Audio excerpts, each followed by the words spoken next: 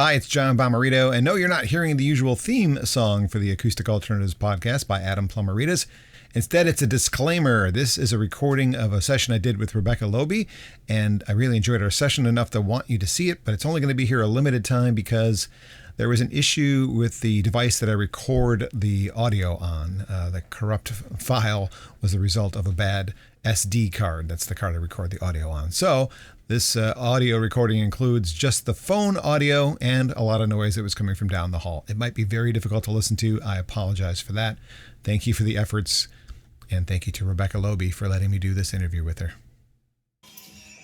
From Grove Studios in Ypsilanti, I'm John Bommarito, and this is a place that if you're Michigan area, Detroit, Ann Arbor area, and you're looking for a place to get out of the garage and get into the studio, that's what people are doing down the hall right now. There's a DJ in the studio down the hall practicing his skills. There's a band that's loading into the studio even farther down the hall, and you might hear a little bit later on, I hope not, but that's what the place is for. They're doing good business between 5 and 11, I'm told.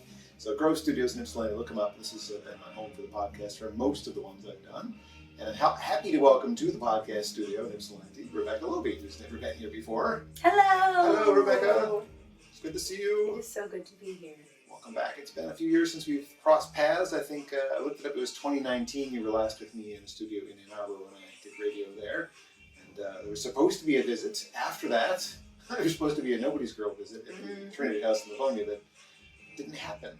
Something came up globally. What was that again? Oh, gosh. I don't know that I love it when people say it was the COVID, or the way they describe it, it was a pandemic, people. COVID is a term that describes, I don't want to go on this path, but COVID was a term of the name of the disease, not the era. That makes sense. It's I personally call it the pando, because I don't like it. I like to just like smile a little, so I call it, pre-pando, post-pando. That sounds more fun. Well, again, if my research in Wikipedia has things right, originally from the Arlington, Virginia area. That is true. That's true. I'm in Georgia and Boston. Boston is where I went to college. In between graduating from high school in Atlanta and settling eventually, as many folk singers do, in Austin, Texas. Well, I'm happy to be here today. We'll find out a little bit more about you, your family, what you're doing next, and all the things we're going to talk about in the next 45 minutes to an hour or so, however long it takes us to do that. But I would like a song first. You may have a song. What song would I like to hear? I'm going to play a song from my newest record. It is called Got Away. All right, great. Rebeca Loebe's in the studio on Acoustic Alternatives. 1, 2, 3.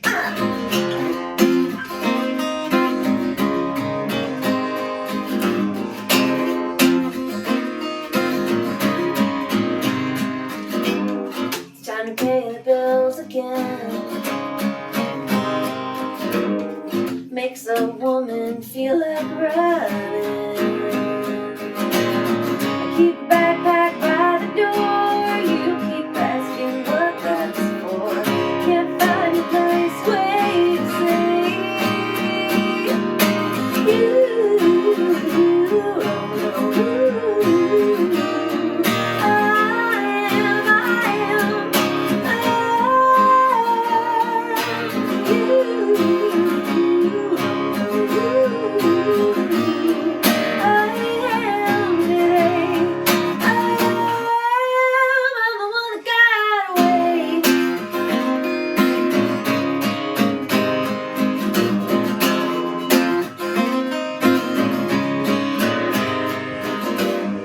maybe I'll roll out at dawn. Headlights off, radio on. The open road will take me back. You're the one you always have. Carve out our own hands to play. I am.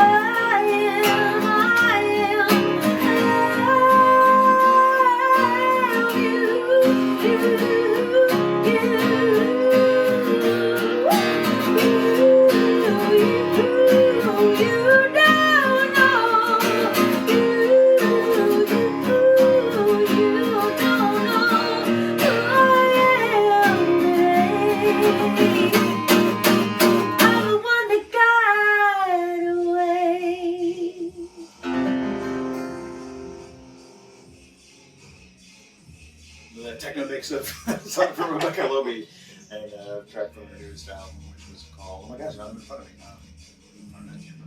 Give up.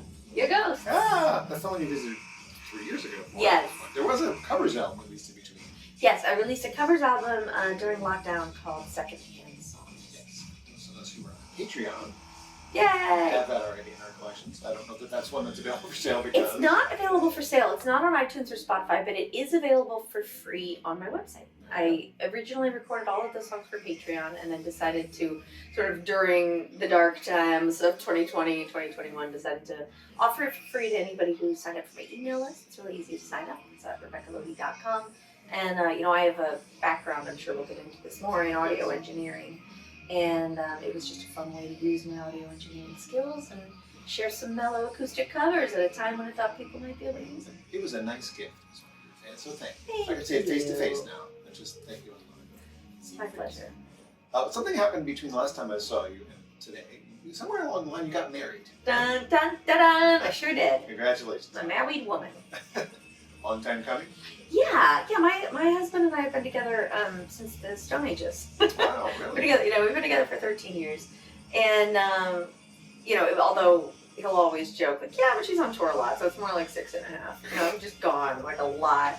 And for the first, I think until the pandemic hit, he and I hadn't ever actually spent a full month together. Wow. Ever. Because I was playing 150 shows a year. I was on the road 200 days or more every year. So, we saw each other a lot and we lived together, but like I was just in and out. So it was really nice having some focus time. Turns out we get along really well. And we've been talking about getting married, but we never had time. And we finally made some time during the lockdown. It was great. You did that down in Texas. You didn't travel wherever your family was? No. We did it in 2020, towards the end of the year.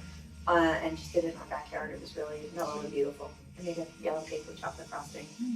Love it. Excellent. Well, congratulations. Thank you. Well, let's talk a bit about your background as a young child. You said 2 cities you lived in early, Arlington and Atlanta. Yes, my family lived in Arlington, Virginia from the time I was born until I was about 8 years old, and then we moved to Atlanta, and I lived there till I was just barely 17 when I graduated high school and moved away for college. Apparently you favor cities with A's in them. Yeah. You're in Austin. What is going on there? There was a B in there too, Austin. So the more formative years would be the 8 to 16, right? So I think so. You're more of a conscious person during those years. yeah, it seems like you're growing and you're developing your habits and your things. What kind of things did you like to do, or what was your favorite thing to do? Oh, I think climbing trees and flying kites are always going to be among my favorite things to do.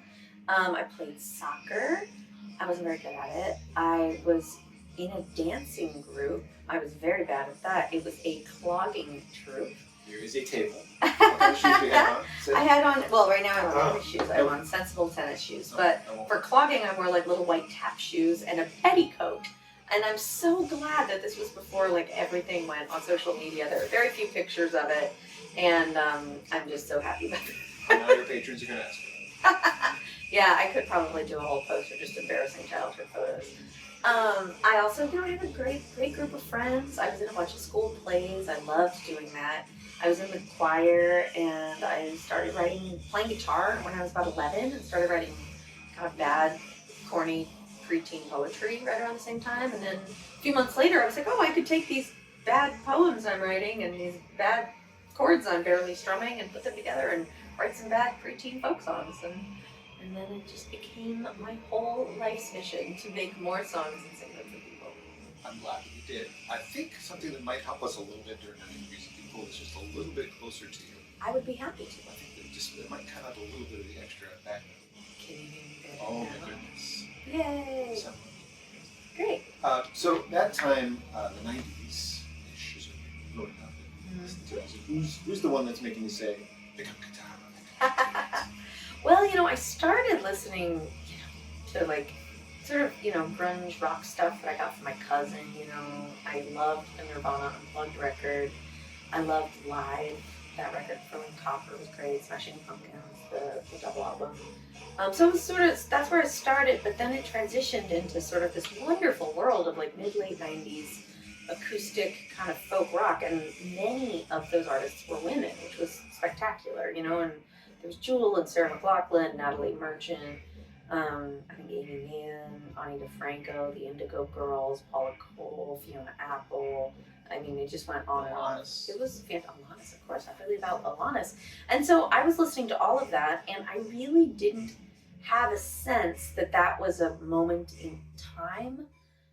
I just thought that's what music was. And that was a really empowering thing, I think, for a middle school and high school aged young woman who enjoyed singing, to like have that modeled, that was just normal. That's what music was at the time, and so I loved all that whole era of music. I didn't know this until I got into commercial radio, but apparently before that time, there was a time that they didn't play two female artists on the radio back to back, which is baffling because you had a history of like, Joni Mitchell back there, you got other hit makers, Linda Ronstadt, whatever. But two in a row is like, no, can't do that. People will tune out. Oh yeah, believe it or not, there is still a time where they don't play two back to back, and it is 2022. I can't believe that. I mean, not every radio station. There are radio stations that will play women back to back, but there are a lot that still don't. Especially, like, not to call them out, but in country radio. And I've seen some great videos of Amanda Shires on tour, and she'll like turn on the country station in whatever town she's in and count how many songs it takes till they play something by a woman. And it sometimes is like dozens, 10, 20. And then she'll call and ask to speak to the station manager. And she doesn't identify herself. She just is a concerned caller calling in to just ask if they realize that they just played 19 men in a row without a single female voice being heard.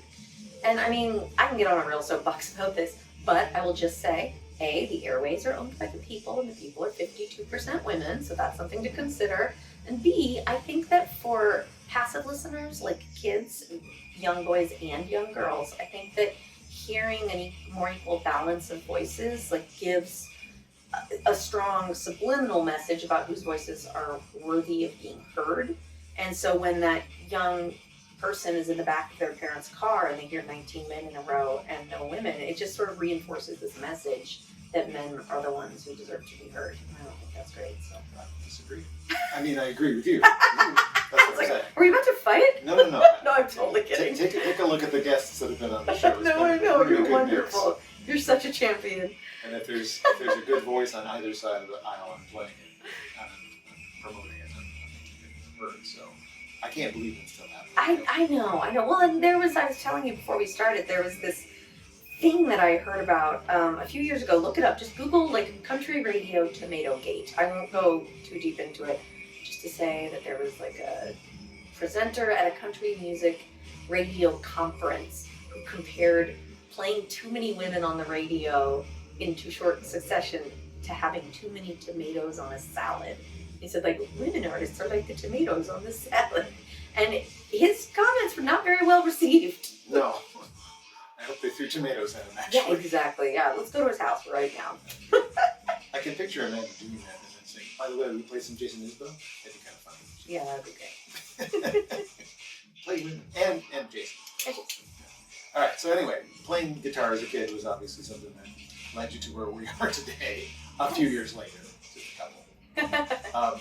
And eventually you decided to follow that as a career path. You probably did stuff that wasn't playing guitar as a job. What kind of other things did you do? I did. When I was in college, I worked at my college as an office grunt work study. I worked at a bank. I was a bank teller. That was one of my first jobs.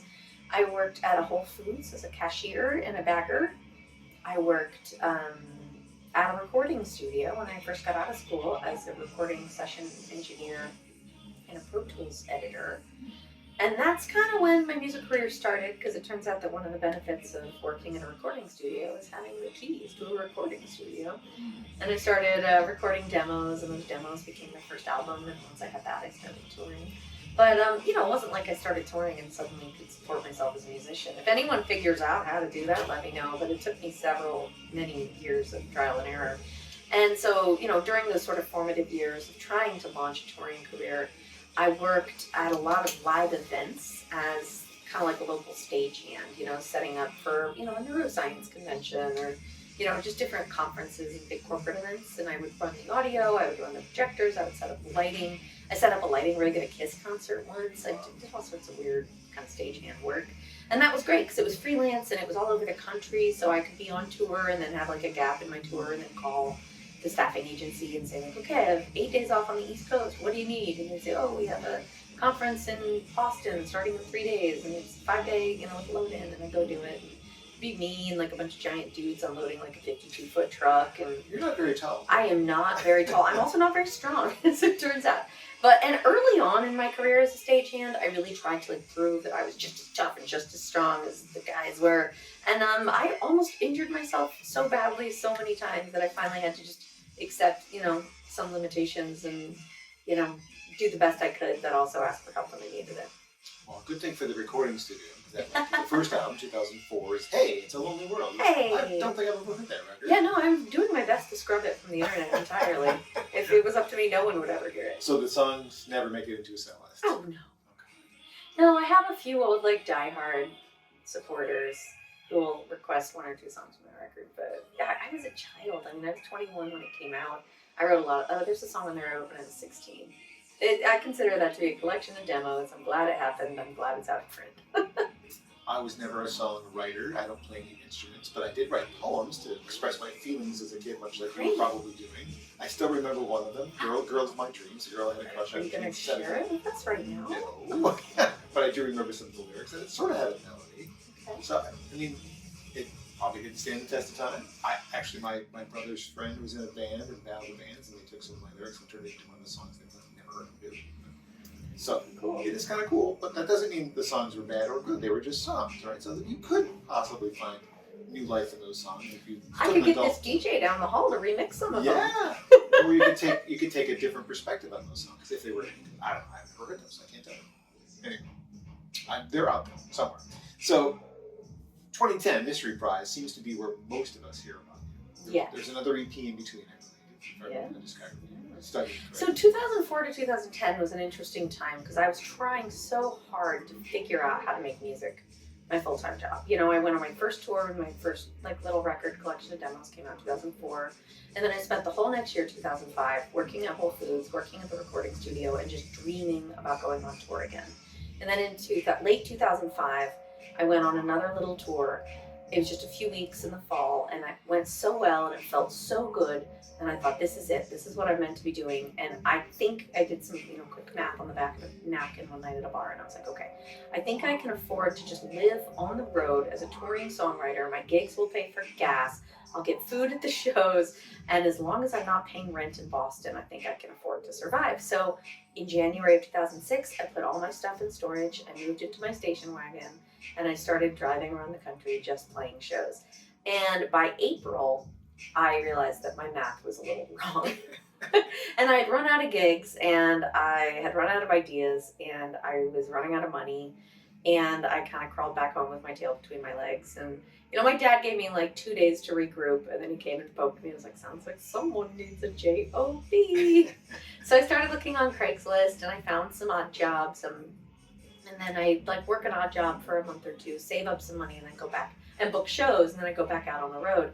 And so for the next few years, everything I did was just obsessively focused on getting back out on the road, figuring out how to make touring make sense, figuring out how to build sort of my local community. And at that point, that community was in Atlanta. I moved back home. I got a room in a friend's house, and just figuring out how to make a record that would get heard by people. I went to a lot of music conferences. I went to the ASCAP conference, I went to Folk Alliance, I went to a CD Baby conference. I have notebooks full of notes that I took at music conferences kind of about how to get a team together, how to release an album independently. And I was just sort of scheming and dreaming and planning and working a zillion odd jobs and teaching guitar lessons to kids and selling beer at football games and chauffeuring teenagers and just doing whatever I could.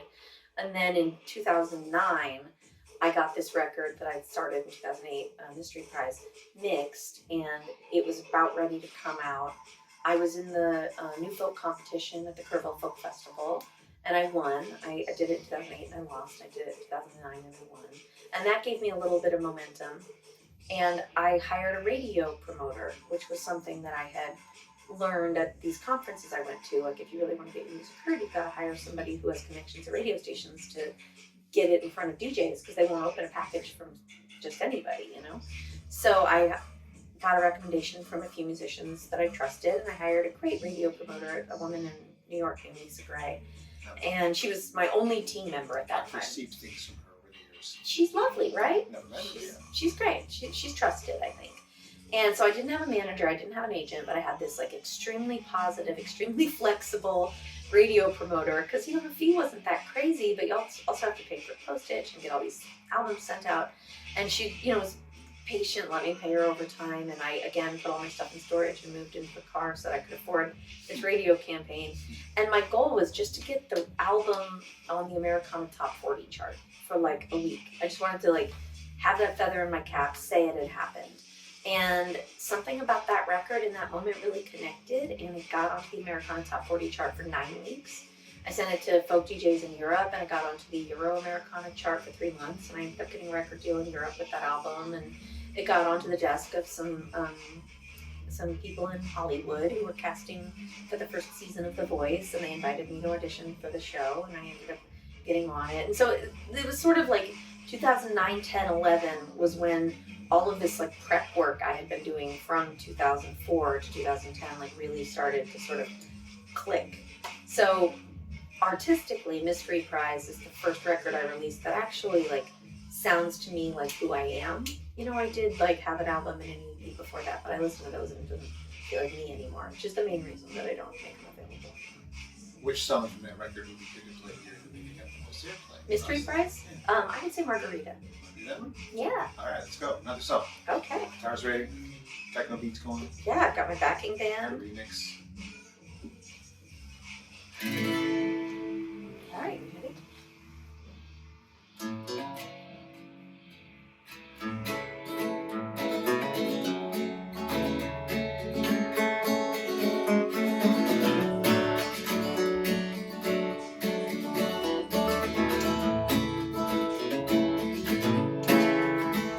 When I'll leave the sun hanging straight up in the sky.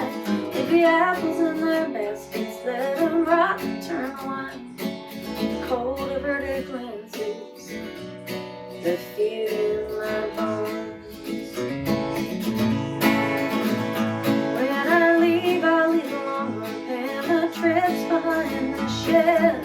Bundles in my mattress, shaking their heads. I will pretty well to no one. I'll disappear. And Marguerita, you're the reason I've been bent on. Marguerita, you're the reason I've been holding on. Marguerita, you're the queen of the There's some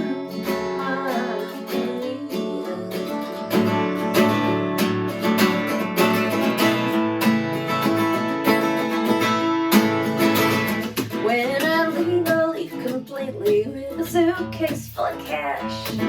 I'll uncross every border and I will untake every breath till we're standing in a chapel and we're making promises. Oh, the girls will get new dresses and the boys get baseball caps. I'll answer every question, I'll dance till every last drop of celebration has been rolled out of our shoes. We'll make love till the morning, make love till we can't move. Marguerita, you're the reason I've been a bent on. Marguerita, you're the reason I've been holding on. Marguerita, you're the queen of every sun. Marguerita, Marguerita.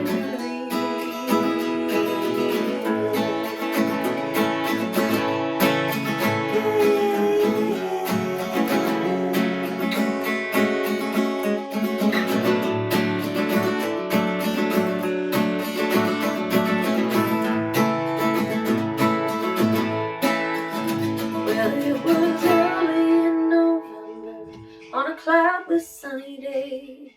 The sky grew thick with thunder, and the birds all flew away.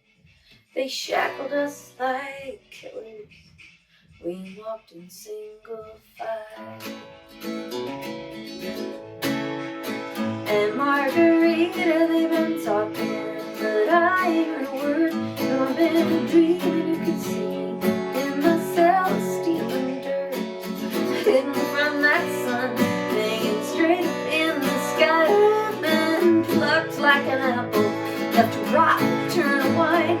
Marguerita, you're the reason I've been abandoned. Marguerita, you're the reason I've been holding on. Marguerita, you're the queen of everything. There's some Marguerita,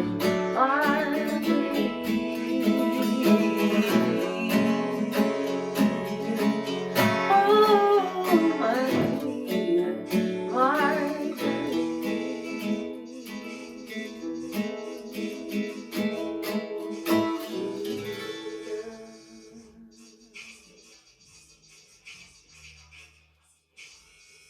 I apologize once again for how difficult that must be to sing while there's.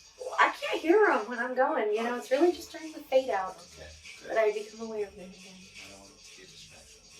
Beautifully sung. Thank you. A song, I didn't write it, so I don't know if it's about a real human in your life. It's about a perspective from another person's. And do you want to talk about it? Sure, yeah. I wrote that song actually inspired by a story I heard on NPR on an early tour. I was driving around in the Northeast and listening to NPR, and I heard an interview with a man who had been hired by the U.S. government to translate during a series of deportation hearings. There was a raid at a meatpacking facility in Iowa, and it was a pretty major case because there were like 397 people arrested for working without documentation and facing deportation. And so this translator went to go and translate, and he had some pretty serious reservations about how the case was being handled. Things were being expedited. The defendants weren't clearly aware of their rights, and he thought about leaving out of protest, but decided to stay and be a compassionate presence and helpful face among the crowd for these folks. And he interviewed them as he was helping translate and shared their stories in a series of essays and on the air. And it was amazing to me hearing stories just about people, one after another, living so far away from home and so far away from the people that they love most in the world, and working in just truly horrible conditions, doing backbreaking labor, sleeping, in crazy, accommodations, and making very little money with no worker protections, and sending every dollar that they could to their families back home, to the people that they loved so much but never got to see, just by the nature of the arrangement, because they couldn't leave the country, because if they did, they wouldn't be able to get back. And I thought, I never thought of that before, in terms of how much love it takes for someone to be willing to sacrifice all of your time and your labor to provide them with a better life when you're not actually even able to see them experiencing that better life, let alone being able to experience it yourself. And it just struck me that was an enormous sacrifice and a really beautiful act of love. So I wrote that song, Marguerita, as a tribute to that love. From his perspective. Yeah. Beautiful. Thank you. Yeah. I didn't know that story. I don't know if you tell that story on stage or not, but I didn't know that story. So let's back up just briefly to the voice, because it was a blip. It was the voice. It was the first season. You were the first couple episodes. Yeah, it was on the first episode of the show in America. Did you make Adam's team? I did. I was on Team Adam Levine. A couple of our Michigan friends, Leif Alsati and Joshua Davis, both on Adam's team at some point. People that have friends-ish for the years for sure. What did you take away from being on the show that actually has helped you? Oh, what a great question. There were some sort of obvious top level things. I sold a lot of CDs that summer. I sold a lot more tickets to my concerts. I got a lot of people in my newsletter. I went from 800 Twitter followers to 8,000. Really kind of numerical gains that can be easily seen by anybody who's looking. But really, your question was about what helped me, and the answer is that performing for my blind audition and my battle round were so scary. That was such a scary experience that, you know, if you go back and find my blind audition, you hear my voice shaking, and you might think it's vibrato, but it's actually my whole body just trembling out of terror. And it was funny because it was so scary, and the consequences, there were no consequences. It was like I just wouldn't get picked, and I just wouldn't be on TV. Not a big deal. I didn't really want to be on TV in the first place. I just kind of went because I thought it sounded, you know, like an interesting way to meet some people.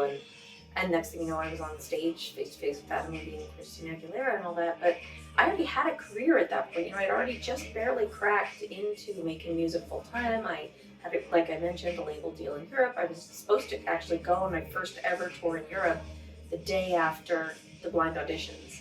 So if I hadn't made my blind audition, I would have just gotten on a plane to Amsterdam and gone over there and toured for 3 weeks. I mean, the plan B wasn't bad, you know? And yet, it was so scary. And what I realized in retrospect is that the experience of performing on The Voice was so judgment-oriented. You know, I was there to be judged by the producers and the lawyers and the audience, you know, paid extras in that like little arena, and the millions of people watching at home, and the 4 celebrities whose job was to judge us. And the feeling of judgment was so antithetical to what makes me feel comfortable creating and sharing art. And it was very difficult, very nerve-wracking, very surreal. But since then, every time I've gotten on stage to perform in front of an audience, it has been joyful. There's been nothing scary about it. There's no way that an audience at the Arc in Ann Arbor could scare me, because I realize they're not there to judge me. Even if I make a mistake, that's just like a weird little foible that's like, oh, well, that's why we come to concerts and don't just sit at home listening to Spotify all night. You know, we want to see real humans doing this.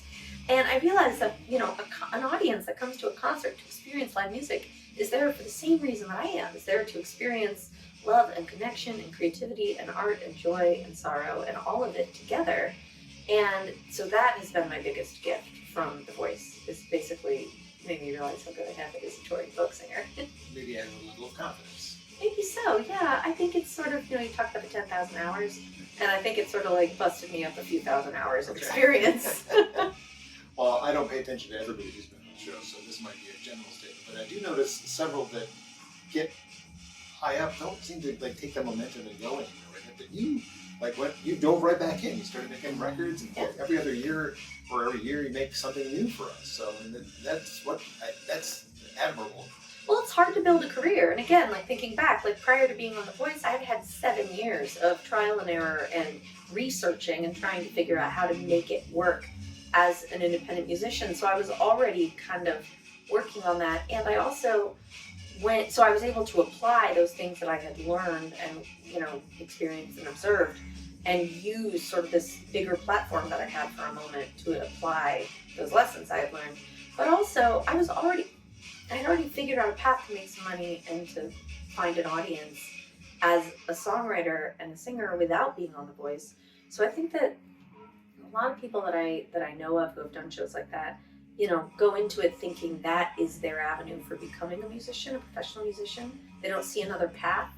And so, you know, it added sort of like a level of like, I don't know, desperation sounds bad, but almost panic to their performances and to the experience. Because it was like, this is my chance. And if they don't turn around for me, or if they send me home, then I don't get to be a professional musician.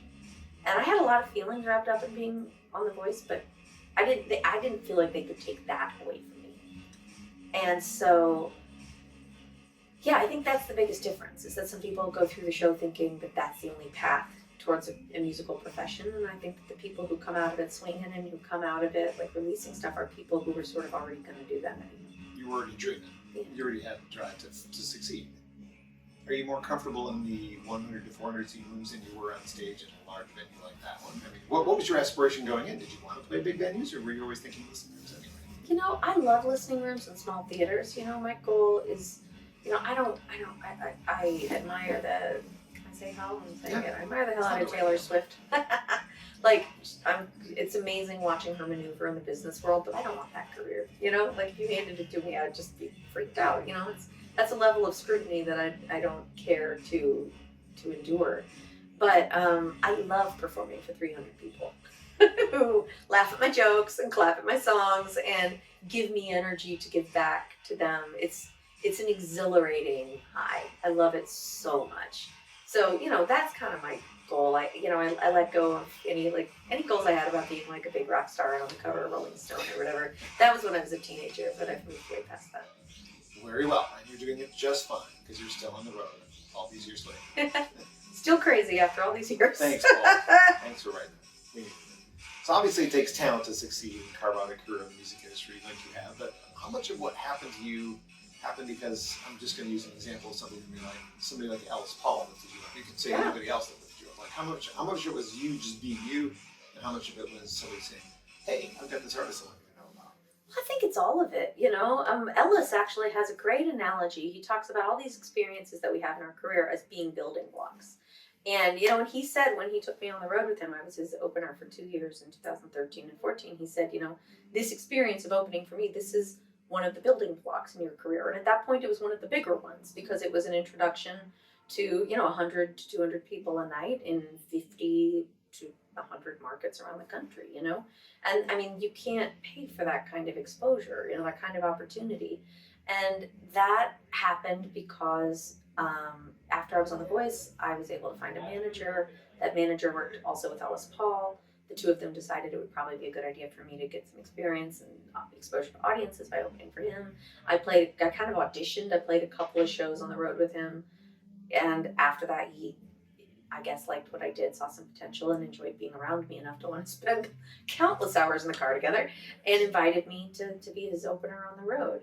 And that definitely was just as helpful, I think, as being on The Voice, because it introduced me kind of intimately to people who were already going out to hear music. The train, we get the train too. The train refrain.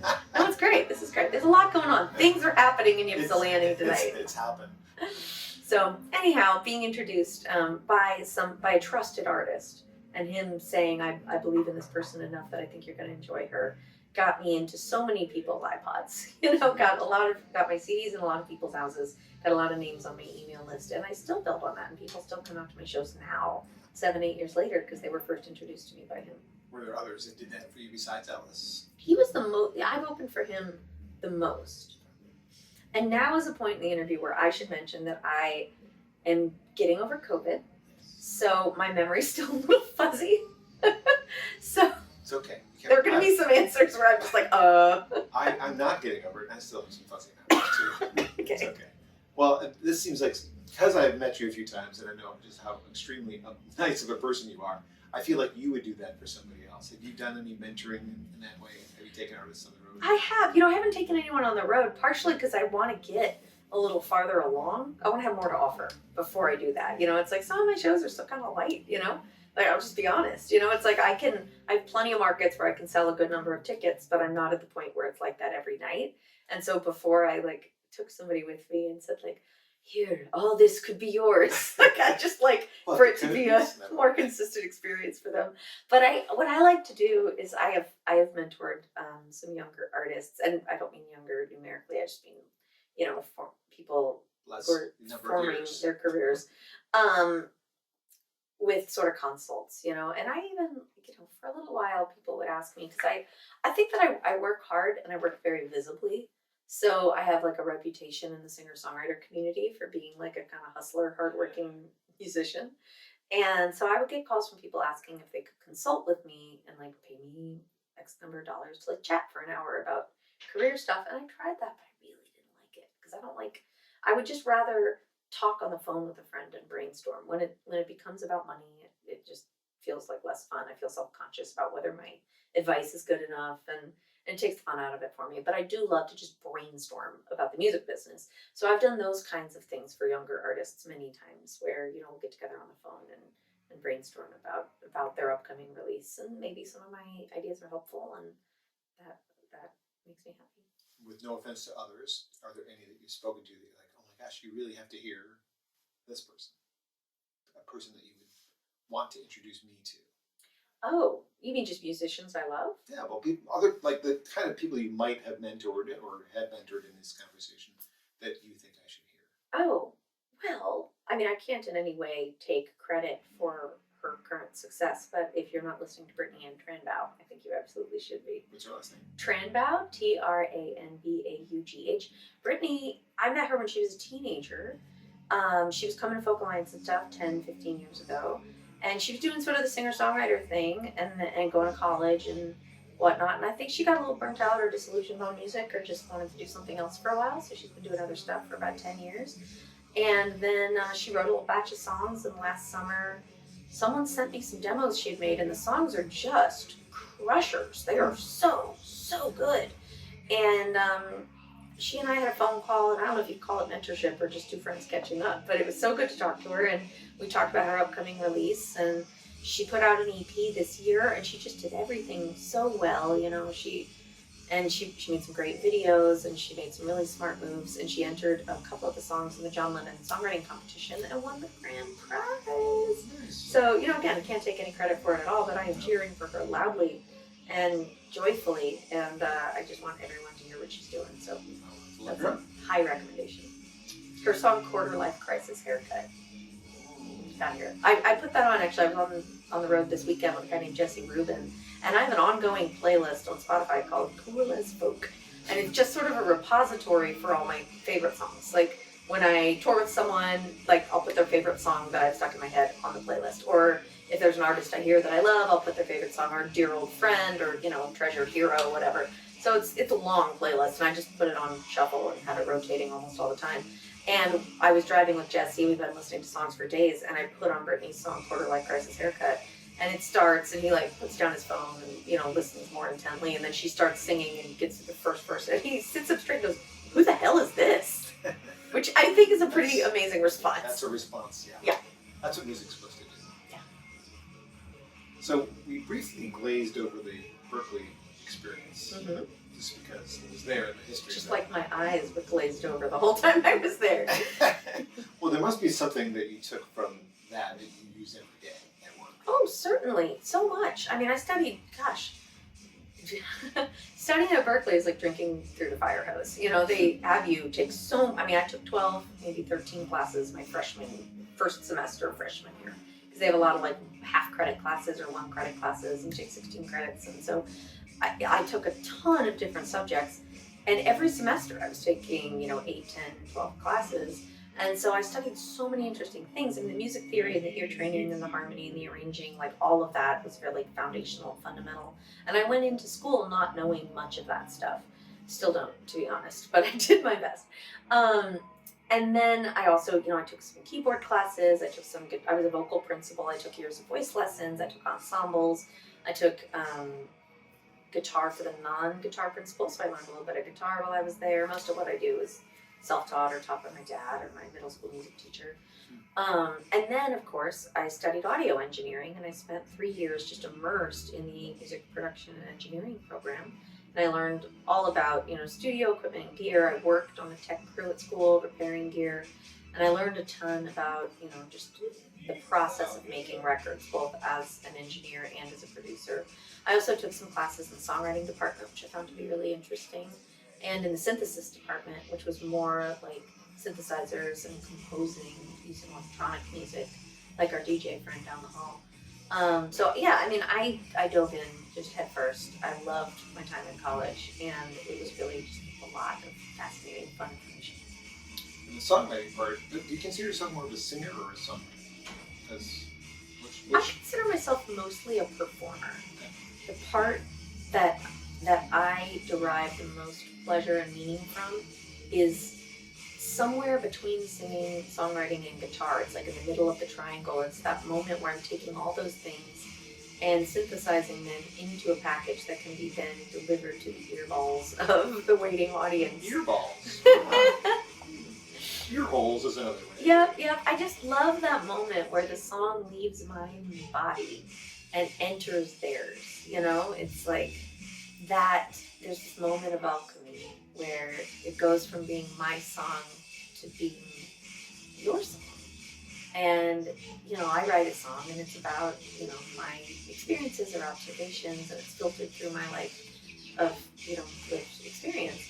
But then when it goes into somebody else's ears, it becomes filtered through their lifetime of experience and observations, and it becomes their song, and it becomes unknowable to me at that point, because it's theirs. It's about how it applies to their life, and that's something that I won't ever know. And that moment of transfer is so powerful to me. That's what I love most. Have you, obviously, anything you do for 18 years, you're going to get better at. What have you noticed about your songwriting that is better now? Like, where's your confidence level? Like, I'm better at doing this. Well, I know my voice a lot better. I mean, as a writer and as a singer, and my voice has matured. The voice is a really interesting instrument. It grows with you. It's made of your own tissue. So it's not like a guitar. I mean, even guitars mature over time, and the wood hardens and the resonance improves. But the voice grows and ages as your body grows and ages, and I think it generally moves in a really beautiful direction. It deepens, it expands, and I feel like my voice, I can use it differently. I can sing lower, I can sing higher, I know where I can bring power, and I know when it feels better and works better to pull back. And so that I think is probably the top thing. Would you like to sing low or high now? Song, please. Well, what a good question. What should I sing? All right. If I was going to request one. What would that be? Well, what were you going to play? I was thinking like Louise. What do you want to get? Live. Live. Oh, sure. I've been avoiding the really quiet ones because of these jabronis. Yeah. They may quiet down before we are finished. So yeah. let's If they take a smoke break, we'll dive straight into a ballad. How does that sound? Okay. Well, let's go. All right, I'm going to play you the song I wrote with my friend Luke Jackson one night. We had been on the road and for weeks at that point, and I was doing all the driving because he's from England. That's a long story, but I was really tired one night, and I asked him to get out the guitar and just entertain me. And he pulled out the guitar in the front seat and started noodling, and I was like, "What's that?" And he's like, "Oh, it's just a song idea." And so then I was like, "Well, let's write a song." So we started writing the song together. By the time we got where we were going, which was Richmond, Virginia, we had written this song. It's called Like Louise.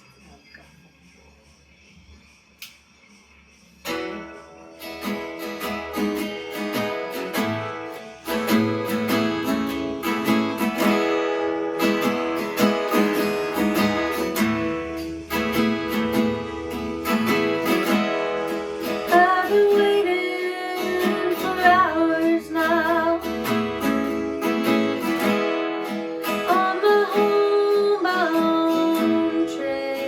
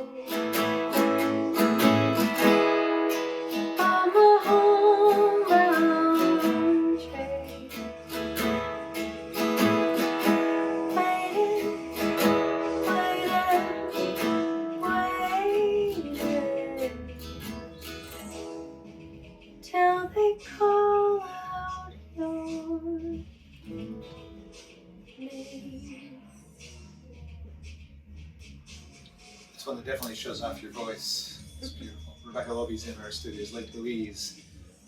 Acoustic Alternatives. The studio is Grove Studios in Ypsilanti. Again, a place that is a rentable space for folks to practice their skills, whatever they may be, DJ or band. Otherwise, I would give you a tour if it wasn't full today, but pretty cool place to do your thing. So, tell me a little bit about the Nobody's Girl project. What's developed over time?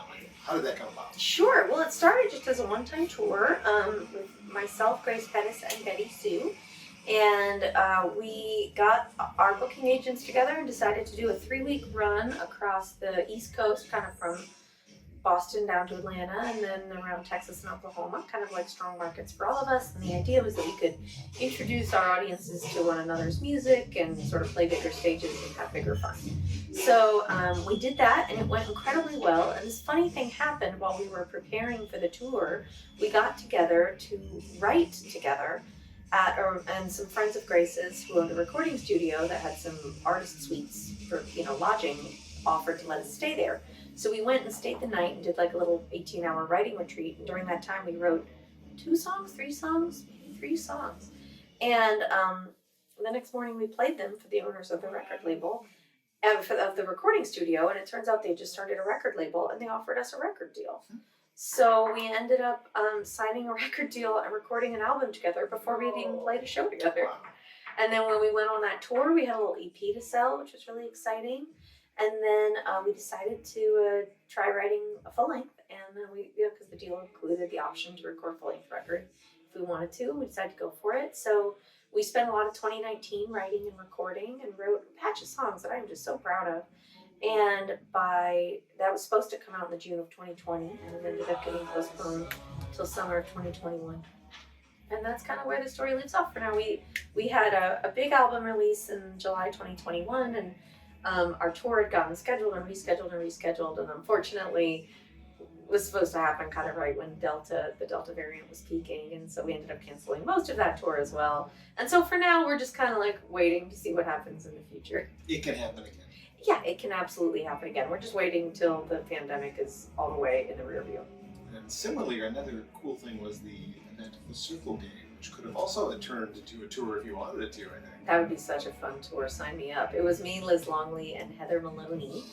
Just some of the most brilliant. Yeah. They were so good. And we're all 3 creators on Patreon, and sort of a summer project in 2021. We did an online show in which we sort of introduced each other to one another's audiences on Patreon. And we recorded a remote collaborative cover of the song Circle Game by Joni Mitchell. And honestly, I listened to that recording just for fun, because Liz and Heather sound so beautiful, and singing in 3-part harmony with them was a real delight. I think that Liz is probably listening because she's stuck home with the baby. She's checking this out because maybe she does, I don't know. But get that into her. That would be really cool. Heather's new live album is great too. She's so phenomenal. They both are. What a nice trio that was. I'm really excited to see that. I'm like, wow, all 3 people I really like.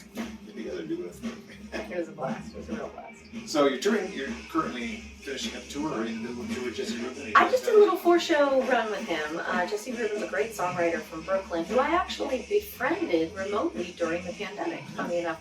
We were supposed to originally tour together in the May of 2020, something that I think my booking agent or manager had kind of set up with him, and it got canceled, obviously, because everything did. And then we just started like connecting on Zoom, and we did some co-writing together and played some online shows together, and just sort of really hit it off. And we just met a few months ago in person for the first time, and it felt like we were already old friends. It was really funny. We went out to dinner and we're like, I can't believe this is the first time we're meeting. It was so funny. And so we just did 4 shows, and it was a lot of fun, and I hope we get to do more together soon. A little bird told me that he said that you're so nice that you must have a dark side. What is your dark side? Who is it? I'll tell. Okay. What is my dark side? I'm a little sarcastic. I don't know. I think no one person is just one thing, you know? So it's like, I am nice because, Why not? because why not? Because I worked in customer service in my early 20s, and I saw how I am a super empath, so I soak up other people's energy really easily, and like somebody who came in and was mean or surly could really send my day in a negative direction, and somebody who was really kind and nice could send my day in a positive direction, and then I would have more positive energy to give to the people that I met later in the day. And so I just made a really early resolution. I was probably 20, 21 years old, and I just decided to be aggressively nice to every person that I met, especially those working in customer service, just in the hopes that it improved their day a little bit and gave them a little bit of good energy to work with for the people that they met next. I think you will agree with me, because I worked my first job right out of high school was record retail. I worked at records for 10 years, which expanded my music knowledge immensely, but I think it should be required that kids should work at least a year of retail so they know how to treat people. Because if I hadn't done that, I would not be the same as you in that empathic way when you're in that other side, on the other side of the equation. Like if you're at a restaurant and you treat your waitress like shit, you know what it's like to be treated that way by a customer. Yeah, it's like conscription, but they have to work for like 1 year folding pants at the Gap and 1 year as a waitress at Applebee's. So you have to like wait on people on do their, yes, exactly. Their needs, and then you won't do it to them. Absolutely. Yeah, or working at the bank when I was young. I mean, that was formative because, you know, people, when you're standing in between them and their money, they treat you like an obstacle or like a machine, you know? I mean, it's a really interesting way to see interact with people. You spend a lot of time on the road. What is your most favorite and least favorite thing about it? Most favorite thing, hands down, are the people that I get to meet. I met a man from Iran one time at a gas station who was on a 6-month trip around the U.S., and he told me that his favorite thing, he'd been to Niagara Falls and the Tetons and, you know, all around across the country, Grand Canyon, Yellowstone, Yosemite, all of it. But he said his favorite thing was the people that he met, because when you meet the people, you see the country. And that really stuck with me. And my least favorite thing is definitely learning how to use a new shower every day. Total drag. Yeah, I don't do a lot of vacationing, but I hate when I get somewhere I'm like, oh, how does this work? I can't get in the right temperature. Every day. So one of the big things that I think is probably a very important thing right now for you is Patreon.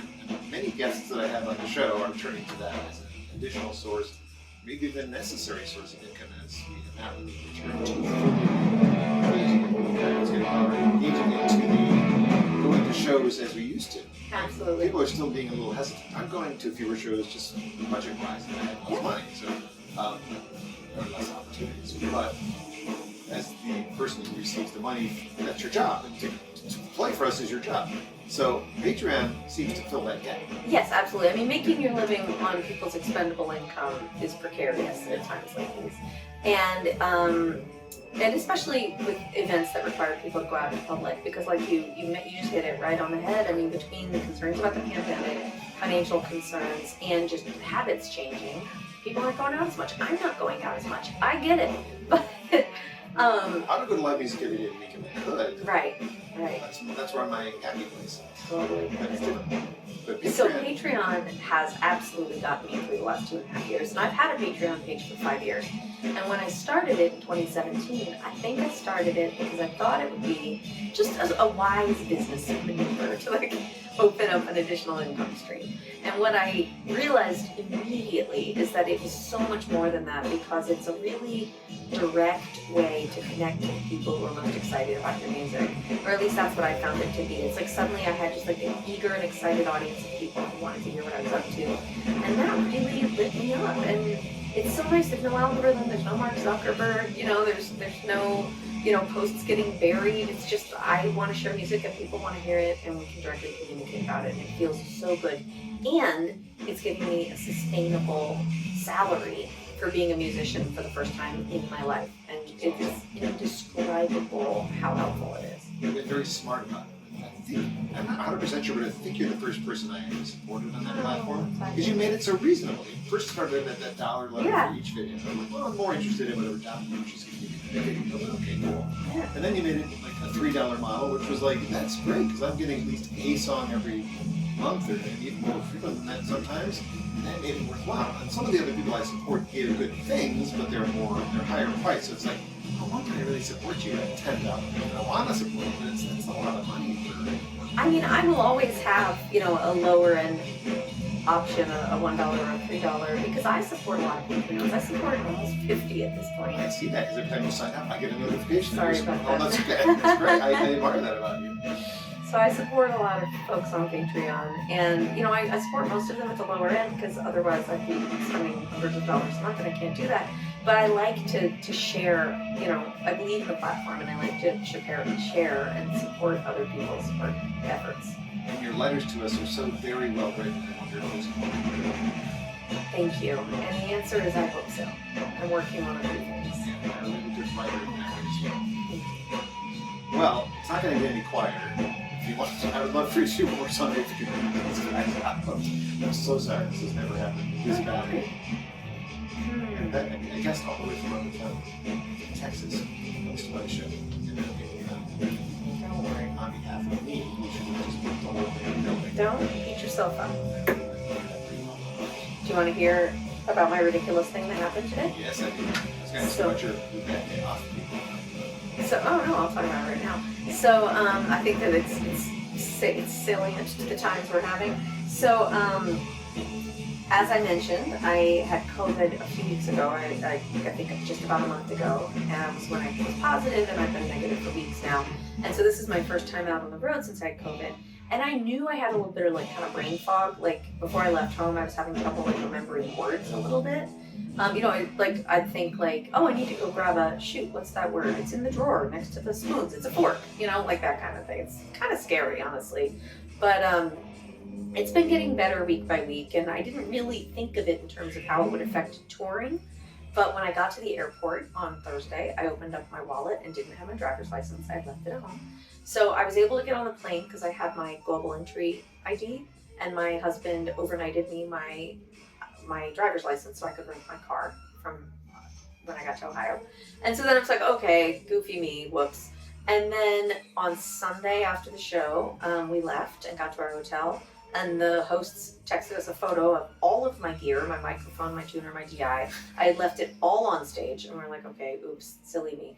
So they brought it by the hotel, no big deal. So then today, we load out of the hotel, this is in Lansing, load out of the hotel, I had a luggage cart, I unloaded my stuff into the car, we get in the car, we start driving, get all the way to Detroit, I drop Jessie off at the airport, I go to meet my sister, I need my AirPods, I go to get my purse and get my AirPods, and my purse is not in the car.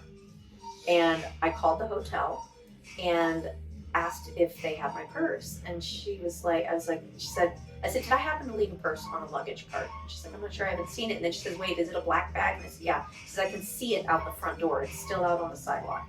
She said, I'm not allowed to leave the front desk, but let me go ask the bellhop to go get it. So the guy goes and gets it. He comes back and she says, you said you're a musician, right? I said, yeah. And she said, did you happen to also leave a guitar here? Oh my God. Yeah, I know. That's when I was like, oh, I'm maybe not okay. No, my goodness. I know, it's kind of scary. So, luckily, my sister was a really good sport and just drove back to Lansing with me. So we got a lot of good sister time in the car. We drove back to Lansing. And it was weird. I was like, when I thought I had just left my purse, which was, by the way, full of cash, because I had all the money I made this weekend in it, I was actually kind of calm. I was just like, oh, well, that was dumb, but I'll go get it. But when I found out I had left my guitar and that I hadn't noticed, that I like searched my car looking for my purse and didn't notice that my guitar was missing. And that's when I felt like just like ice cold dread all over my body. And I don't know, I actually wanted to tell you about it and put it in the podcast because it's real. You know, we're like living through a pandemic that has different, you know, the illness has different effects on everyone. And I'm less than a month out, and I hear from a lot of people that it takes a month or 3 months to like regain brain function and memory and all that stuff. I mean, a friend was just telling me today that she felt it took a whole year before she was whole again. And I was thinking, like, I don't think I have a year. You're remembering the lyrics to your songs pretty well. So I know. And your guitar chords. Yeah, no, they're all in there. I mean, the song, and that's the thing, is that the songs are like what feel the most like me, you know? So, anyhow, thank you for letting me vent about that. It was a great story. It was wild. I couldn't believe it happened. And I got to the hotel, and they had I asked for my guitar, and they had the purse was like locked up. But they asked if I had my ID, and I was like, no, it's in my purse. You guys have that too. And he's like, well, how am I supposed to know it's your guitar? I was like, I could show you like 100 videos of me playing it, and I know the serial number, and I know the guy who made it. I have him on speed dial. Like, he was like, all right, fine. You're going to be a real pain in the ass. So he gives me my guitar, and then they get my purse, and the woman who had, like, when I called, she was so nice to me, and she put it somewhere very safe, and I told her, I was like, listen, I'm going to be honest, there's a lot of cash in it. Like, can you keep it with you until I get there? And so she had gotten off shift. She'd put it somewhere safe. She was just getting off. So I found her. And once, you know, I got the purse, I tipped her like $100 because I was like, this would all be gone if it weren't, you know, we definitely get this money and she'll get more. Yeah, exactly. So anyhow, I'm going to play a song I wrote for myself a few years ago. It's the title track of the newest record, Give Up Your Ghosts.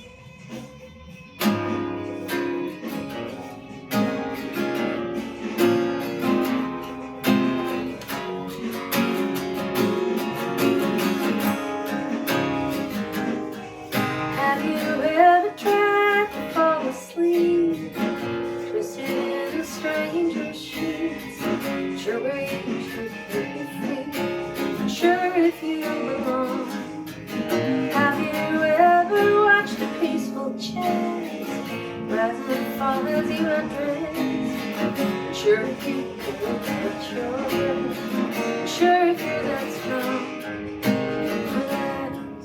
let it go,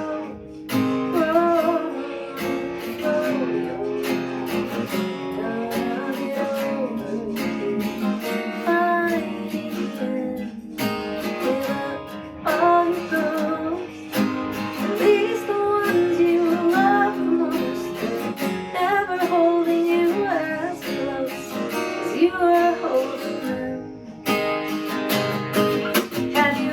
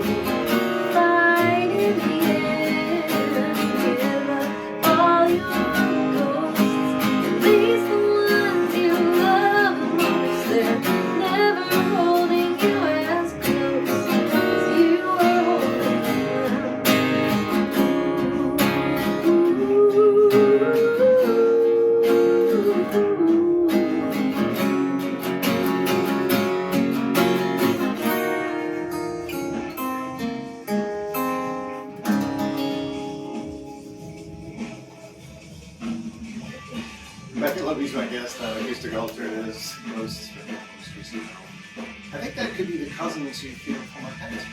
Oh, perhaps so, yeah. I don't know if they know each other yet. We should introduce them. And I was, not that it wasn't, I was present listening to the lyrics, but I was also flashing back to a moment. Have you had the pleasure of seeing Colin Haylock? Colin, No. So he used to be this lead singer that I worked